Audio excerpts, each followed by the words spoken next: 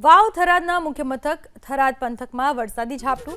થરાદમાં વરસાદી ઝાપટાથી રોડ રસ્તા ભીંજાયા. વાદળછાયા વાતાવરણ વચ્ચે સરહદીય પંથકમાં વરસાદ.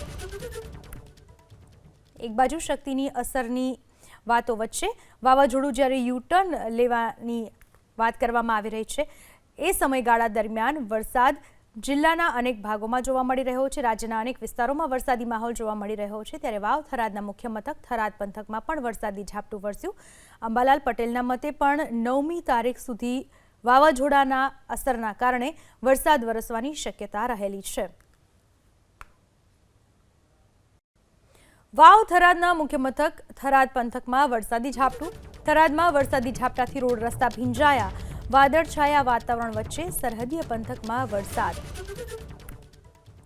એક બાજુ શક્તિની અસરની વાતો વચ્ચે વાવાઝોડું જ્યારે યુટર્ન લેવાની વાત કરવામાં આવી રહી છે, એ સમયગાળા દરમિયાન વરસાદ જિલ્લાના અનેક ભાગોમાં જોવા મળી રહ્યો છે.